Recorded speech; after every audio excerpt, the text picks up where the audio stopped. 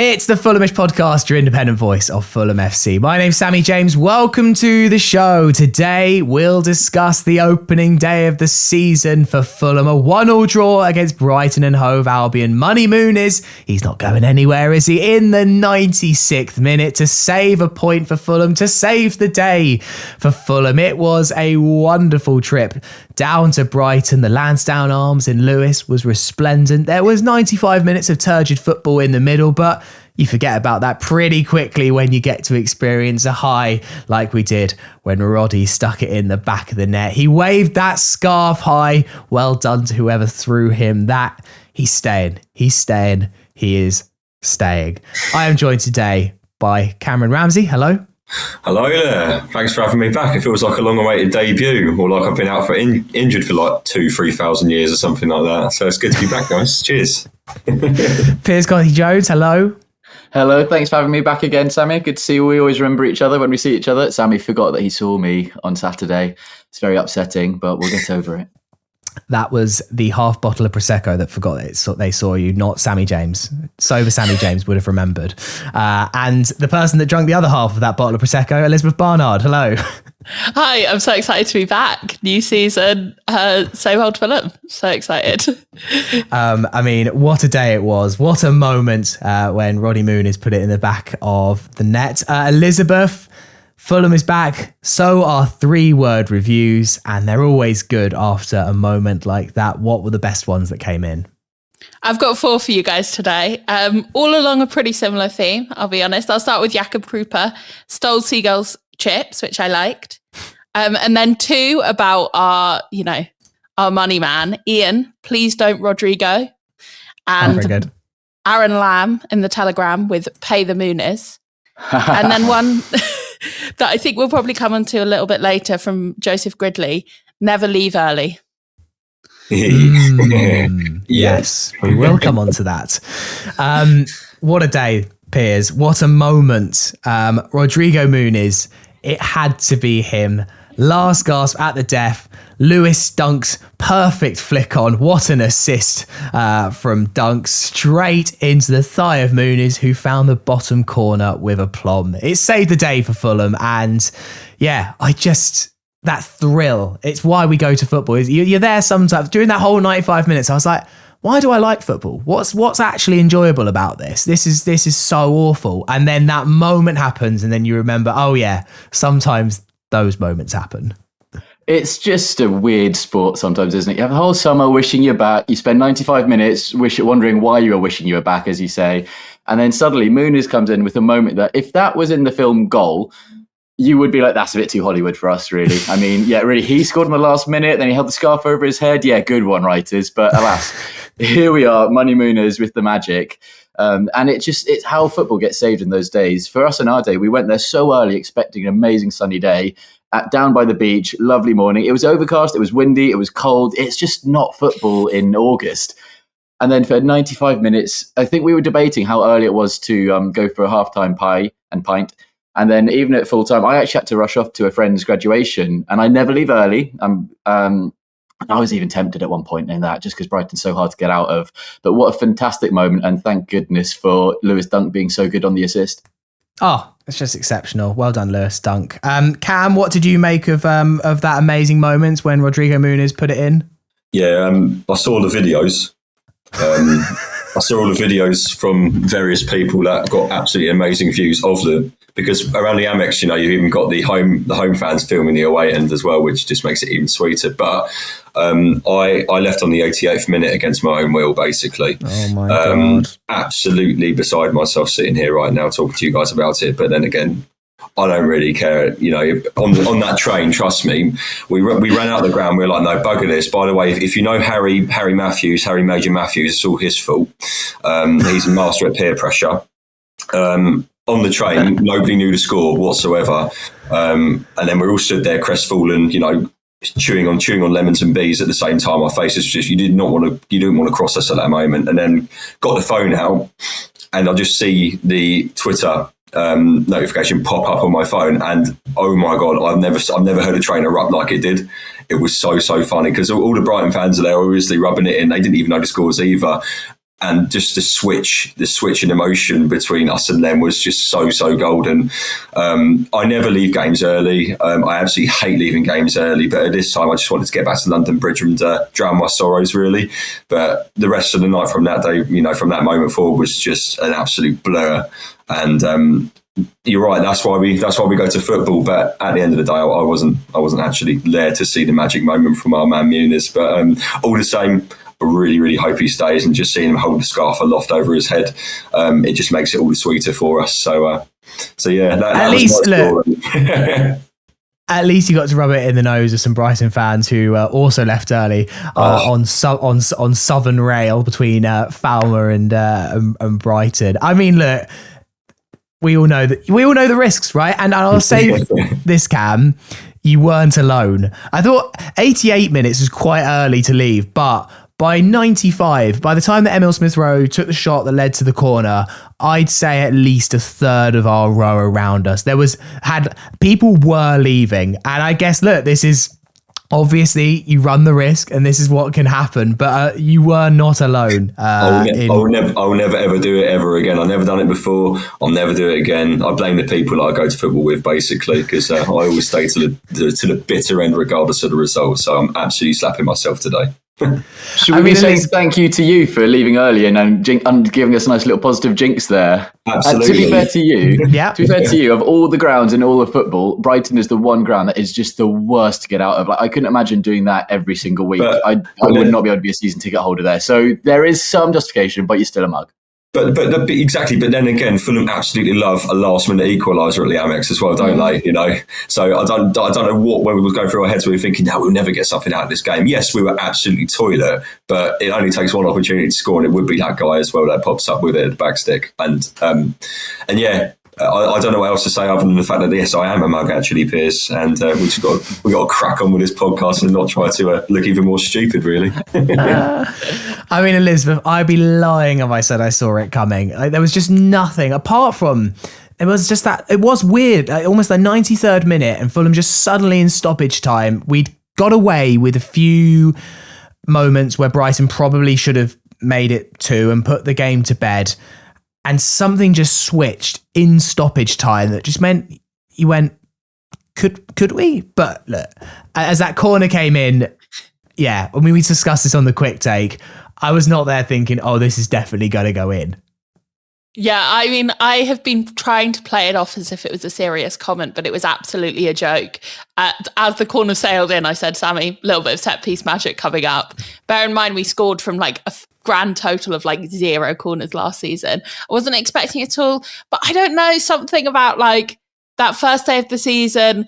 We're such a bogey team for Brighton. I chatted to a Brighton fan before the game, and he just said, like, even though we beat you last season, it's still a fixture that we dread because you always manage to do it against us.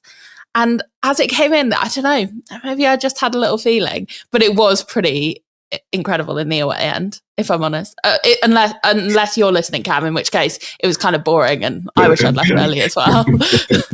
I mean, in some ways, I feel like less guilty for Cam because it felt like you had a moment on Southern Rail. So I feel like you still got to celebrate and kind of experience it in a slightly different way. At least you weren't just like at home on your own celebrating to no one. You got a bit of a moment, right? It wasn't quite what you'd have wanted. If you guys know me as well, after a couple of jars, I'm such an insufferable wanker as well with things. I really am. I'm one of them.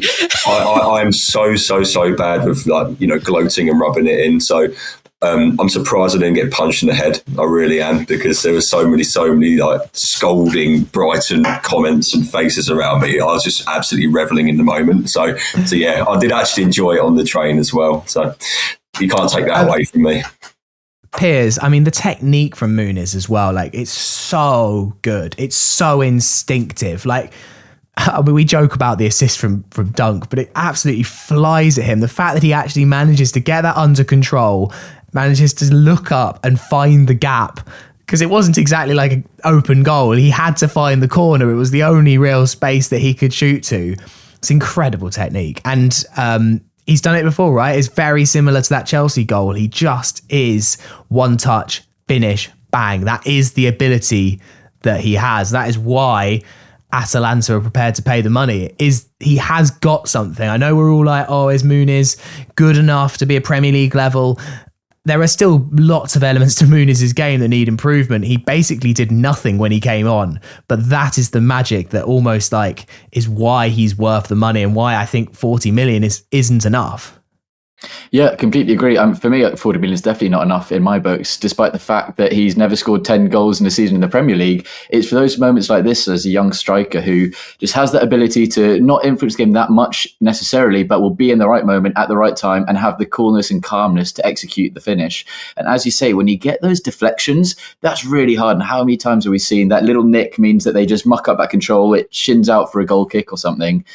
On his wrong foot as well, let's not forget. He has to keep it low because that's the only way he's getting that angle through and control that. It's a phenomenal finish. We were actually rinsing one of our mates for saying it was just like Chelsea. So maybe that was a bit harsh if you think it was just like Chelsea's finish as well, other than the fact it's a touch on his left foot. But yeah, it just shows the quality that he has. And also there's that connection with the fans that he's always had really since... even before Micho had left, there was that bubbling along. I think there's a bit of almost separation anxiety from us when Micho left, that we just wanted someone to be Micho. And the fact that Micho and Muniz are the same syllables to chant has really helped us. But that connection he's got, that technique he's got, there's so much willing from him, from the fans, to be a top striker. And if he stays this season, I think he's bagging a lot of goals, and he's starting over Raul Jimenez for most of the season as well. Yeah. And I feel like he notices us as well. Like, he really, when we sing for him, he always turns to look, whereas most players don't acknowledge it, especially when they're playing. I remember at Bournemouth away last season, there was a point where we were singing for him and he was quite near the pitch and he started singing along. Obviously, he started clapping behind his back, didn't he? Yeah, exactly. So he is just like, he does really notice us. Like, we do have that connection. It would absolutely devastate me if he went. He also acknowledged, because the Fulham fans started singing Rodrigo Muniz, "We Want You to Stay." And the whole time I was watching him like a hawk. I was like, is he going to turn around? Is he going to acknowledge this? Is he going to acknowledge this? Is he going to? And he resisted for a little while, and he just couldn't help but do a cheat. He didn't really do too much, but he did just turn back with a smile at that moment. He knows what the fans were singing. Definitely. There's just no way he didn't know what the fans were singing at that moment. Let's go back further on in the match to the start, Cam. And I thought it was actually a fairly bright opening period. And the highlight of it was Josh King, right? In the middle, he looked different gravy. He potentially could have got a penalty in the first half. He definitely should have got a penalty in the second half. We will come on to that. But he was the real only bright spot, I thought, in that first half, which was turgid and cagey from both sides. But he was a ray of sunshine. Yeah, absolutely. It appears like he's played at this level for 10 years already. And given this will be, his first proper season in a Fulham shirt, senior style, he doesn't look out of place whatsoever. And I just watching him, the way that he collected the ball under pressure, even with his back towards play as well, knowing that Brighton were going to squeeze on him. I've never seen a player of his age take the ball with such poise and such confidence. It's even off the ball as well. He was excellent. And we all know that he's not necessarily the most physical of players, stature-wise, but he was really putting it up against, the likes of Baleba and just being a general nuisance out there. And quite obviously, he's got an X factor. He's got something which I think we're lacking midfield-wise at the moment. Obviously, we had Berger and Lukic, who are fairly mono-dimensional players, but they do their job so well in the fact that they're just good at soaking up pressure and building with simple passes out. But you need somebody that's going to pick up the ball and drive with it. And there are a few instances in the second half in particular, once the game started to open up that tiny bit more, where he did pick the ball up centrally and he was spraying it out to the flanks and obviously just doubling up and offering as much support as he possibly could do. He was excellent, and I generally think that he's he's done himself a service in that opening game, where I think that he's buttoned down a starting berth in Marcus Silva's team indefinitely. I just think he's that bright spark that we desperately needed last season, and it was only a matter of time before he's going to break through. But you could say that about a lot of young Fulham stars coming through at the moment, but he's certainly the cream of the crop. So yeah, it's very, very positive viewing. I really hope that he does take this opportunity to kick on, and quite obviously this is the right club for him because he's entrusted by Marcus Silva from the off. It wasn't a cameo he got at the end. He was He was in our starting 11 straight away, and he's only got to take that in his stride, because that's going to give him massive confidence moving forward. And I doubt it'll be the last time this season he picks up a man of the match gong either. He's just got something about him that suggests that he's just got his head screwed on, and he's not daunted by anything or anybody in that respect either. And at last, it's another young Fulham player coming through that we can actually, completely hold to the highest of esteems as well. You've only got to look at what regard he's held in the England youth setups as well. And I doubt it will be long before he's in the under-21 setup, and dare I say it, on that plane next summer as well to America. I'm putting it out there, guys. I'm putting it out there. I do generally think he's a diminutive player, but he's somebody that I don't think England have terribly, much of in the central areas. And I think you can throw your big midfielders into the mix as much as you like, but you need somebody there to pick up the loose balls and obviously be that metronome. And I genuinely think that he can be that for Fulham, and why not England in that respect? Come on. We've got a dream. Yeah. Get into New Jersey. Come on. Piers, I mean, a penny though for Emil Smith Rowe's thoughts, right? This was his season, and Marco's gone with 18-year-old Josh King in the spot. Andreas has moved aside, and then someone said to me at halftime, like, I don't know if Emil Smith Rowe cares, and that might be part of the problem. I was kind of like, oh, it's not like, yeah, actually, maybe Emil Smith Rowe is kind of like, whatever. I don't know, because that's kind of how it comes across. But you'd imagine if you are a professional footballer and this is the situation. Like, I expected Josh King to progress this season. I expected to see a lot more of him. I didn't actually think we were going to start him from the first minute and give him pretty much all the game. Yeah, and it's tricky for Smith Rowe in that sense. He's the club record signing, although that's potentially, he's come in as the starting attacking midfielder and club record signing, and potentially a week into this season, he's going to be coming off the bench and the second highest signing after a guy called Kevin. So it's quite the fall from grace for Smith Rowe. Having said that, I've always been a massive fan of Smith Rowe's here. I know he's got a lot of stick, and he's had a bit of a tricky season, and I understand that. I think he's a phenomenal player. And actually, when you saw him last season with the likes of Kearney and Willian and people on his level of football IQ around him, I think you see a much better version of him than when he's there with some of the other subs or players who don't start as often. I think it's really interesting when he's got his back to goal, he can be quite negative in that sense. And you hear a lot of fans saying he's always passing backwards. Whereas Josh King, when you saw him with Carlos Belieber, who, let's not forget, is 100 million was not enough money for Brighton to say yes from United. That's how good a player he was up against, not just against a decent CDM in the Prem, up against probably, in my opinion, one of the, if not the best CDMs in the Premier League right now. And he's been able to turn around him a few times. He's learned a heck of a lot from Belieber doing a lot of dark arts. I know there was a lot of frustration from Fulham fans at him not getting a yellow, but a lot of that is Josh King learning from those moments and learning how to actually make the most of those things. It's going to be a really interesting battle between the two of them this year to see who keeps the jersey. And that's exactly what I think Smith Rowe needs, a real genuine challenge to make him really have to think about it. And for Josh King, as Cam said there, the confidence he's going to get from starting the season, getting man of the match against a player of Belieber's quality, it's a really exciting time for Fulham. And let's hope that the King reigns on. Hey, very good. Elizabeth, Calvin Bassey started at left back because of the injury situation. Robinson's not ready after surgery, and Cess picked up that knock against Frankfurt. We weren't sure if he was going to start, but in the end, we went with the depth that we've got. Like, I remember hearing on last week's pod, Jack Kelly saying, I'm a bit worried about left back, but actually you really think about left back, there's actually 5 different options that can play there when you consider that Castagni can play there, that Cuenca could play there, then Bassey can play there, and can Cuenca come in. I mean, I thought Bassey was good. And whilst, yes, Josh King got man of the match, I thought Calvin Bassey was a close second for me. I thought he was good. Like, I mean, there was a little bit of chemistry missing, weirdly, between Iwobi and Bassey. You'd have thought that would have been absolutely oozing, but maybe there was a bit of synergy not quite there as it is with Iwobi and Robinson. But yeah, I thought that left-hand side looked decent. I thought Cuenca was solid, if not spectacular. Yeah, I mean, the only problem it seemed to be with Bassey was the position of his shorts. I don't need to bring this up again. I just thought it can't be comfortable moving like that. But if it is comfortable for him to have his shorts down by his hips and to have surely his movement impeded, go for it. I thought Bassey was good, if not spectacular, in that role. I think Bassey's our best player. He was player of the season last year.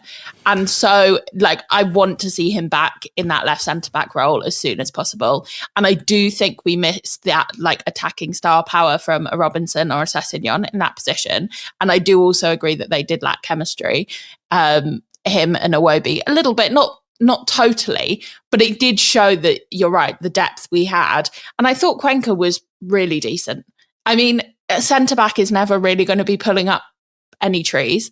And I'm sure we'll come on to the Brighton penalty, but if it wasn't for that, we would have kept a clean sheet quite relatively comfortably, I would say.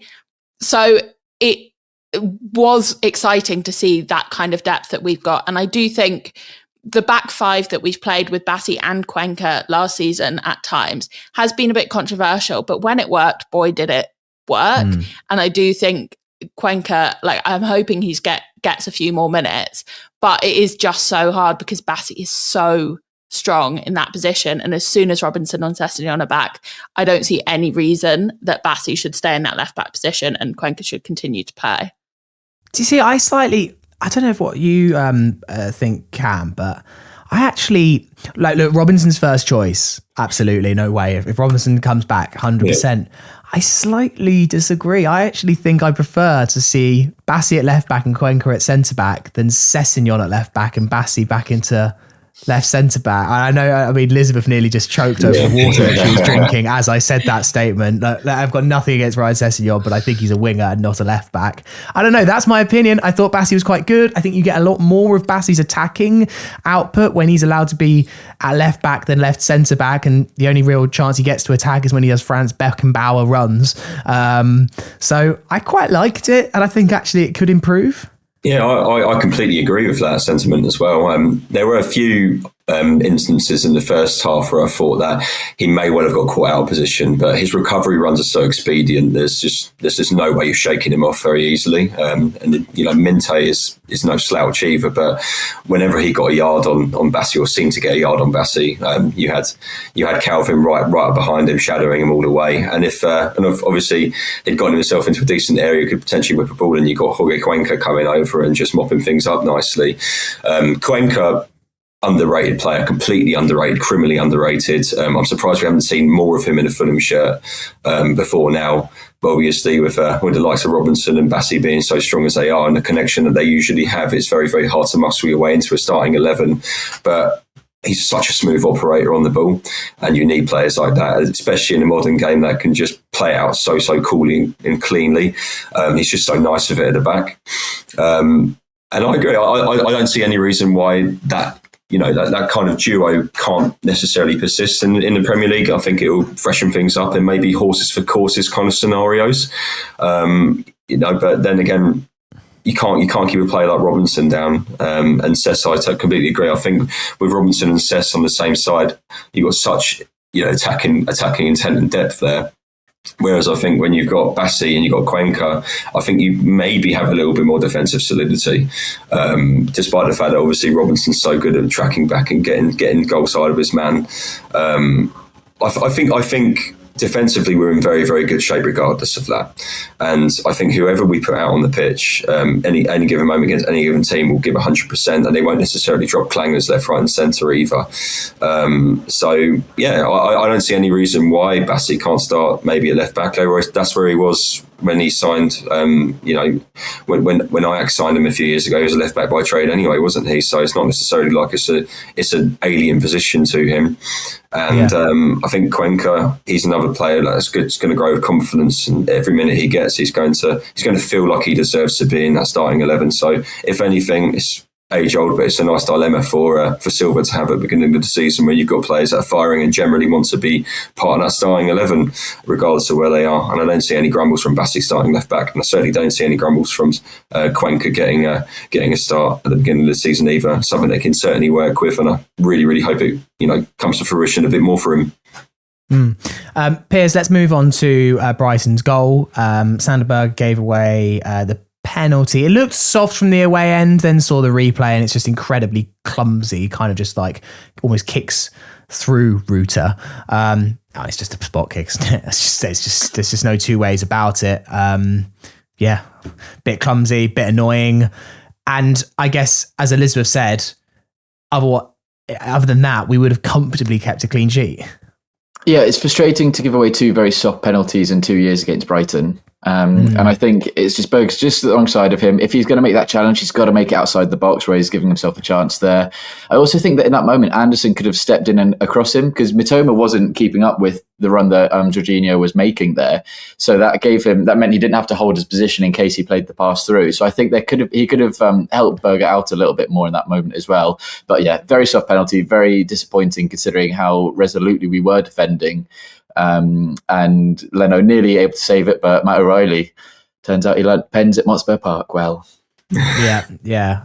Under Scott Parker, amazingly. I felt like he deserved to be punished for the most one of those infuriating short little run-ups. He deserved to be, but yeah, it's a good penalty. Elizabeth, I think Fulham made a load of subs to try and rescue this game. Some obviously worked in terms of Muniz and Smith Rowe, who did actually, create that corner. And like we have to give Smith Rowe some credit there. Some of them didn't really work though. I felt like Adama laboured. I felt like Kenny didn't offer a lot. I think maybe we saw a little bit of what's frustrating Marco in terms of the depth that he needs, because these options off the bench aren't really going to cut it. Yeah, 100%. It was a good starting lineup, but apart from Muniz off the bench, there was nobody really making a change. Actually, having said that, I will say I thought Emile Smith Rowe was the best that I've seen him for a long while. And I do think that, like the comment that we were talking about earlier about does Emile Smith Rowe care? Of course he will care. There's no way you get to that level of footballer and not care. There's no way you accidentally become an elite footballer. So, and I thought he put in a generally very impressive shift. It's just obviously such a shame for him that he was starting behind man of the match, Josh King, who all the Fulham fans absolutely adore. But yeah, I mean, Kenny, I think sometimes he comes off the bench and stops the show, like against Brentford last season was such a great example. But there were times where he came off the bench last season and just ran around and looked really ineffective, and it was quite a frustrating and challenging watch. And I do definitely think that's what we saw on Saturday. And while I felt like Brighton were tiring and Brighton were coming worse, which meant that Fulham were able to have a few more chances here and there. And I didn't necessarily think that was because we'd managed to change the game from the bench. And those chances were only really coming in added time. It only felt ever in added time that we were going to get an equaliser. Otherwise, I totally understand leaving on the 88th minute, if I'm honest. It wasn't great. I think interesting debate though, Cam, is that, and actually myself and Elizabeth got a few comments on the quick take where we said that we didn't feel like Fulham deserved the point. And I think what's interesting here is whilst I kind of still stand by that, Fulham didn't do anything in this match to earn a point, but also I feel like some of the comments were right in the fact that Brighton hadn't done anything to deserve the 3 points either. I think both can almost be right. The Fulham didn't deserve a point, but then again, Brighton didn't deserve to win. It was a real non-event of a football match, in all honesty, that it was a kind of match that very much could have ended 0-0. Yeah, and I don't think anyone would have had any arguments about it ending 0-0 either. It sort of felt like a pre-season game still. I don't necessarily think both teams are firing on all cylinders, certainly Fulham. There wasn't really much to write home about other than, of course, Muniz's last-ditch equaliser. But I absolutely love the fact that we managed to shithouse a point from Brighton again, and just seeing the meltdown from Brighton, and they were trying to justify the way that their team played. And actually, I was listening to them going, "But you guys were equally as crap." There is absolutely no way you're trying to justify the fact that you should have won this game as well. If anything, you would have robbed us as well. So start the season off, tough game away at the Amex. It always is. Brighton, a very, very well-drilled side. They're going to ruffle some feathers this season, as sure we will as well. But you're right, it was a complete stalemate, kind of dead rubber sort of game. And if anything, you're looking at it going, well, we conceded, but we still scored a great goal as well in the end. It's something to talk about at least. I just generally hope that obviously moving forward, it's something that we can just shrug off and go, well, actually, in games like that, could we have come away with 3 points instead of just a one if we didn't obviously give away stupid penalties? Something we can certainly scrub off.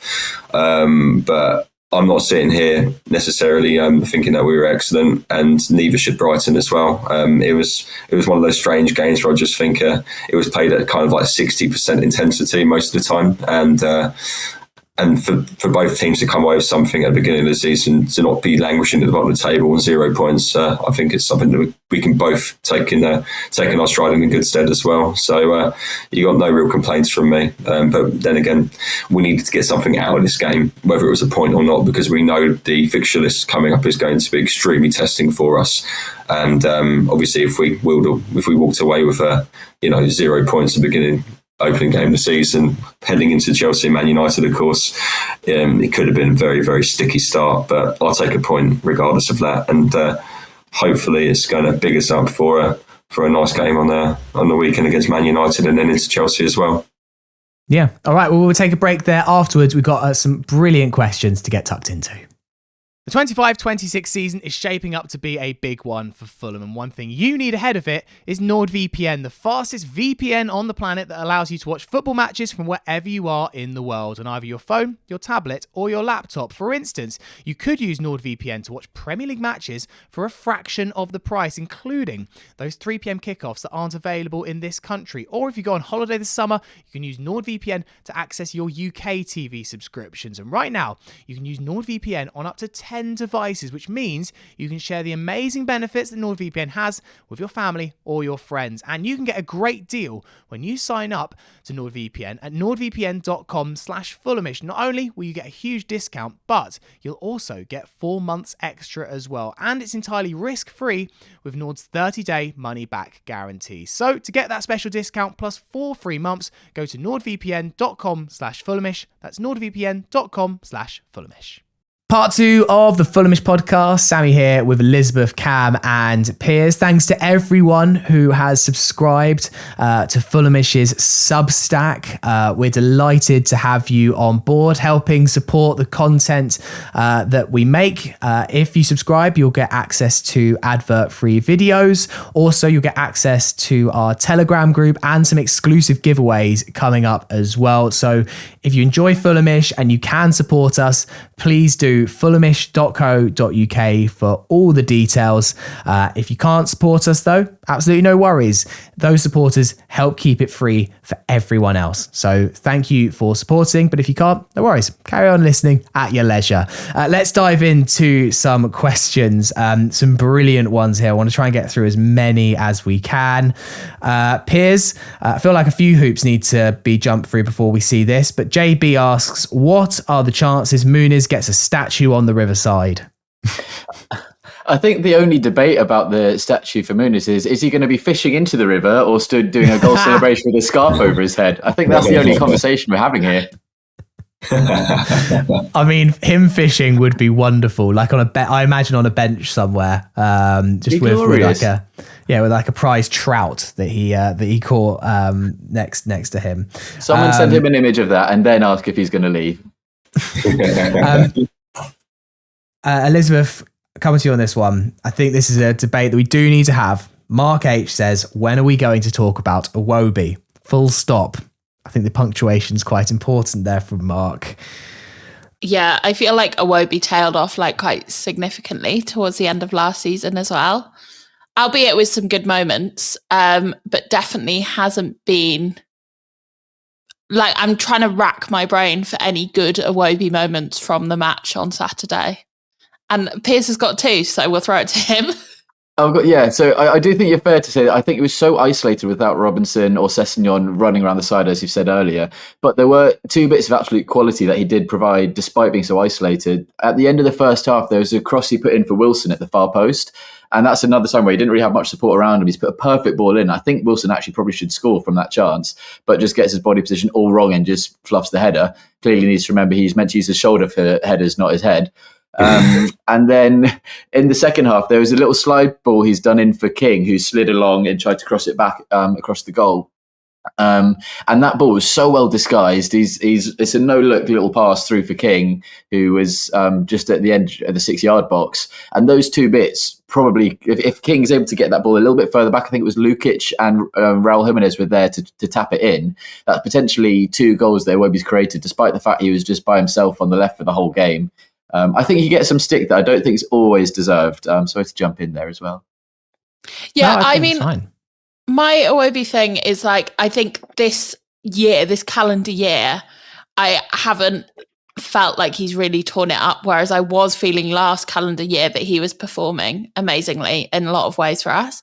So that is disappointing. It is obviously slightly too harsh to judge him on one game without Robinson or Sessegnon behind him.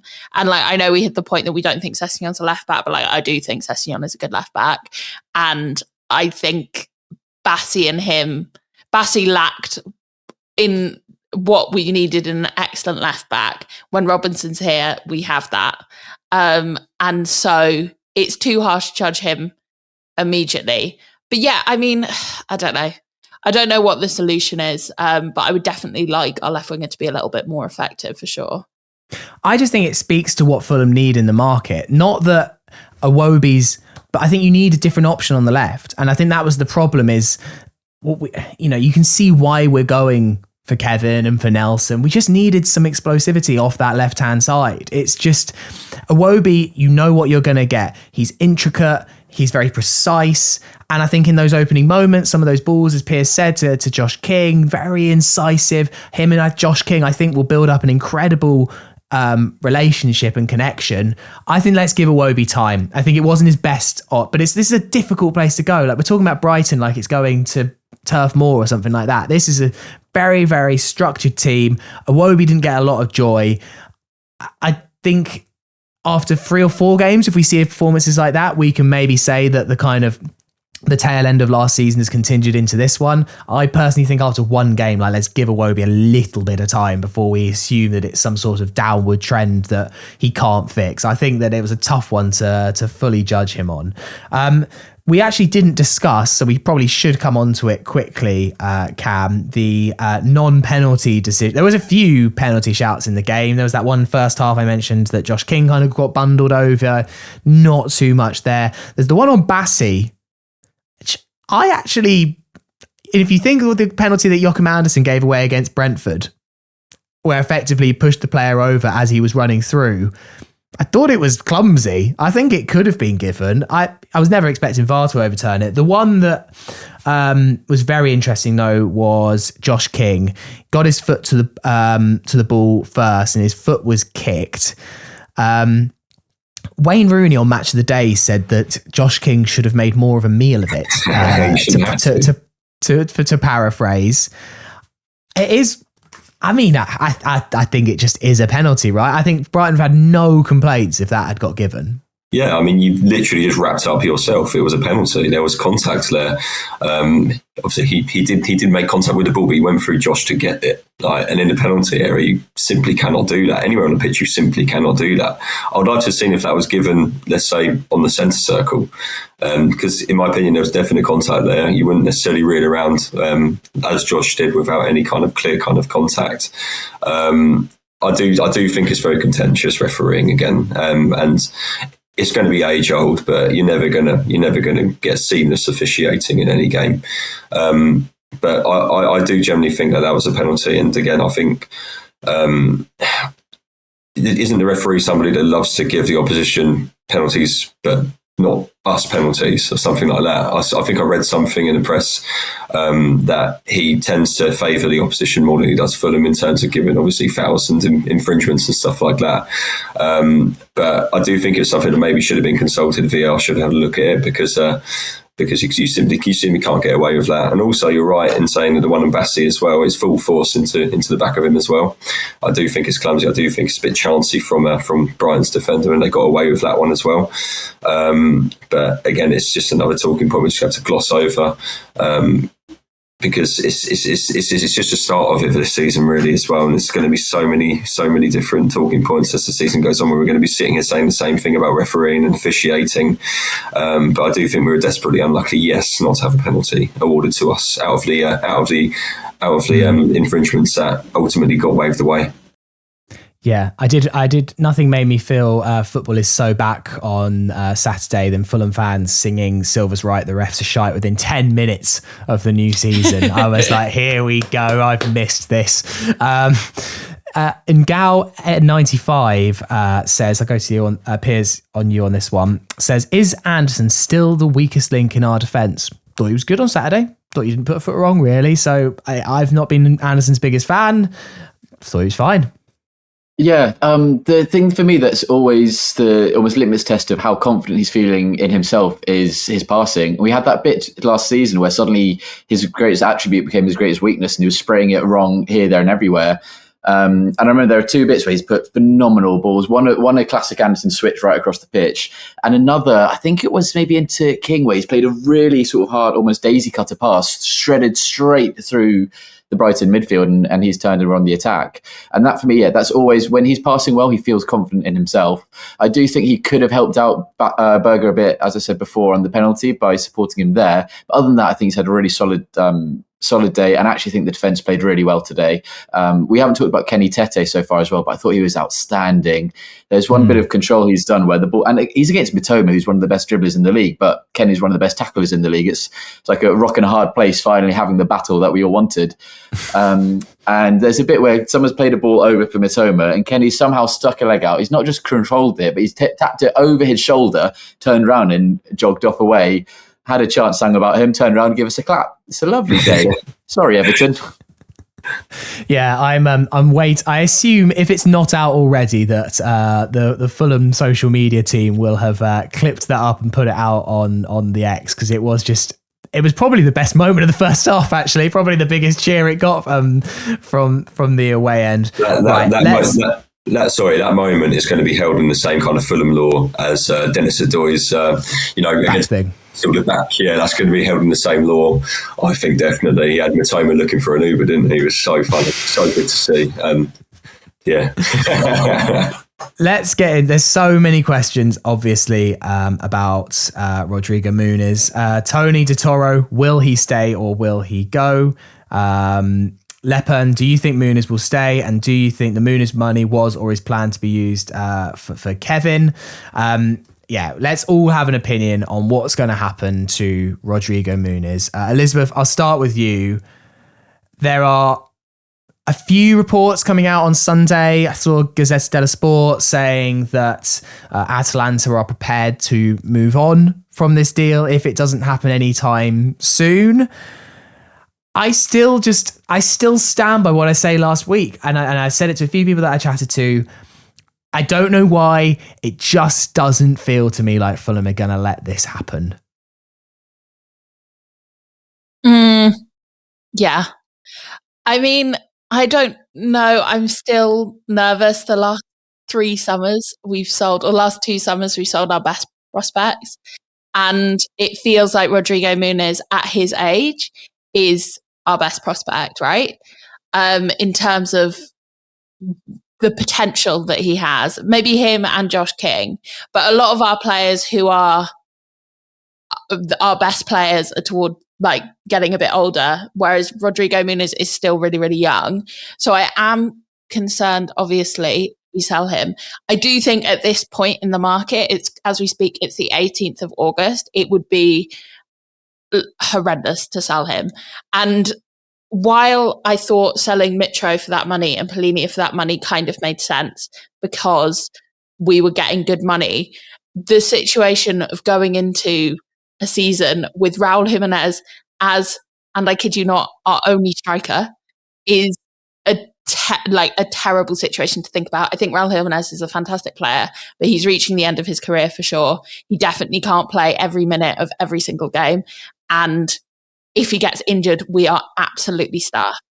And I think we haven't left ourselves enough time in the transfer market to do anything to get a number 9 in. If we do sell him at this point, we are so close to the deadline, and there just isn't the time. And clubs will know that we are desperate and that we really need a number 9. And thus it's going to be really difficult to get someone in who is even half decent at way over the asking price. I don't know. I'm hopeful that the money that might be invested into Kevin or another similar player, or maybe Raheem Sterling, is not coming from the Muniz sale that might happen, but is instead coming from the Palhinha sale and the Mitrovic sale the last couple of summers. I think it would be like absolutely terrible for the club. And I think we can kiss any ambition of Europe goodbye, any ambition of a cup goodbye, any ambition of even a semi-final goodbye if we sell Muniz. And I think we would, while I still don't think we'd be relegated, because I do think there are significantly worse teams than us, I do think we'd start to be in that conversation without a number 9 like Muniz playing for us this season. Yeah. Piers? I think, if you look at the impact of losing your main striker, Brighton without João Pedro, I think really struggled to have that incisive bit up front. And I think if they have João Pedro or a striker in earlier, they win that game probably quite comfortably instead. For me, it's a bit different with Palhinha and Mitro, mainly because of their age as well. I think for both Palhinha and Mitro, they were at the maximum that they could ever be sold for in that moment. It was sort of, if they're not sold then you start going on the decline. And as an asset, they reduce. And also for them as players, they've sort of got those last moments to, obviously for Palhinha, it was his ambitions of playing the Champions League and being at one of the best clubs in the world. And for Mitro, it was going and sitting on a gold throne. So I think there's a slight difference in that. But also, like, for the amount of abuse that Tony Khan does get over his transfer strategy, the first year Palhinha tried to go to Bayern, he'd done all his media duties, he'd done his medical, all that was left to do was just Fabrizio to tweet, "Here we go," and he was going to be signed. And he did, and Tony Khan held firm and said, "No, he's not going, we don't have a replacement in, he's going to stay for another year." And I think, as you've said there, Elizabeth, it's so late in the window that I don't actually think he's going to go. I think we're going to be very humbled tomorrow, potentially, because I think from the reports, it's Tuesday's Atalanta's deadline for whether they're going to move on or not. Whether that's bluff or not, who knows? And the final thing I was thinking about that was that we missed Muniz so much at the end of last season that I think we've really seen the impact of him. And I think he must be itching to prove himself as a 20-goal striker in the Premier League. And if he stays, he has that opportunity at a club that really love him and adore him, in a place that you can't build straight away for other players. If you think how few players in this Fulham team even have the aura that he's now got, it's Josh King, it's Kenny Tete, weirdly, and it's Muniz, sort of at the minute, the big three when it comes to that. And obviously it's Cess, but Cess is its own little bubble of excitement. And I think for us, we've done all we can to convince him to stay off after Saturday. That's sort of all we could ever ask as fans to deal with the trauma of someone leaving, is you told them exactly how you felt about them and they knew how you felt about them to make the informed decision they needed to make. And I think if he does go, that can maybe help us a little bit to get through the tears. I mean, Cam, for me, I think it's just player mentality. Player power is the thing. Palhinha wanted to go. Mitrovic really wanted to go. Rodrigo Muniz does not really want to go. Like, I think, sure, he would be excited by the prospect of playing in the Champions League, but all of this crap about he can't wait to play in Serie A. I'm sorry. You only had to see that celebration and everything else around him. I think there was some images of Rodrigo's family celebrating and all of that. This does not strike me as a player that is unhappy. Probably the only thing he's unhappy about is that he's on circa $5,000 a week, apparently, according to reports. No doubt Rodrigo wants or needs that fixed. And ultimately, if it comes down to, I'm going to earn 50k at Atalanta or 5k at Fulham, you could love Fulham as much as the next person. I think we'd all think about supporting Atalanta if we got a $45,000 a week pay rise. So that's the only thing here. It is just coming down to money and whether Fulham can match that contract. That's why I just feel like this isn't going to happen. He's not going to leave because ultimately the player is not desperately unhappy at Fulham. That was so evident from Saturday. I think we all knew it before, but it was 100% rubber stamped. Yeah, man, Big Rod. He knows exactly where his bread's buttered. There's absolutely no way he's leaving a stable Premier League club. I don't care if it's for Atalanta who's playing in the Champions League. You can't substitute Serie A football for actual Premier League football. And I think he's going to stay this season. undoubtedly. I don't see any reason why we should have our hands forced into a sale. I think he'll bag at least 15 goals this season for us as well. I think he could be a complete surprise package, although he's not an unknown quantity anyway. But I do generally think that he can be one of the biggest and most impactful strikers in the Premier League without a doubt. He's 23, 24 years of age. He's slowly starting to grow into his physicality a lot more as well. He occupied Van Hecker and Lewis Dunk quite comfortably when he came on as well. He's going to be a handful for any defender. I can see exactly why there are clubs in Europe which are obviously, having their heads turned by him in that respect, and I can see why he's flattered by the interest in which he's getting. But I generally think in the current market there isn't a better replacement out there at all which could fill the void which he would leave. I mean, you're seriously telling me that if Muniz leaves, we could potentially replace him with Mehdi Taremi, who got 1 goal last season for Inter Milan. Don't get me wrong, he's an excellent striker in his own right, but again, it's an age thing as well. And he's got to integrate into a Premier League team pretty quickly if he's going to obviously make an impact himself. On the other side of things, of course, you have youngsters coming through the PL2 team like Lepale Bay, who's obviously... He's also raising eyebrows at the moment with his goal record at the beginning of the season, 5 goals in 2 games, but you can't dine out on that either. I think at this stage of Rodrigo Muniz's career, he's slowly starting to work himself into the absolute machine that he can be. And we've got to recognise that. You've got to give him his flowers and you've got to give him his money as well. Because I generally think if Tony Khan, the powers that be, actually put their trust into him and value him as much as the fans do, you could see a genuine animal up top, unlike any other in the Premier League at the moment as well. And as I say, I'll stand by it. If he stays, he's bagging a minimum of 15 goals a season, and he'll do so with a massive smile on his face, patting the badge every single week he goes up for Fulham. And next summer, so be it. If there is other clubs knocking on the door, maybe more alluring clubs, we sell him for an extra 20 million, 30 million quid on top of what's already been touted and banded around this summer anyway. So in that respect, it could well be a win-win for both parties if he wants to move on and play European football. But then again, that could also be with the shagging whites, let's not forget. If we can have an absolutely unbelievable season this year with him spearheading as well, there's absolutely no reason why he can't play European football in the splendour of SW6. Just saying. Oh man, what's the point of being alive if you can't dream? And I feel motivated now, Cam. I feel motivated for the season ahead. That is the man right there. It is. And I think that's the high point to end the podcast today.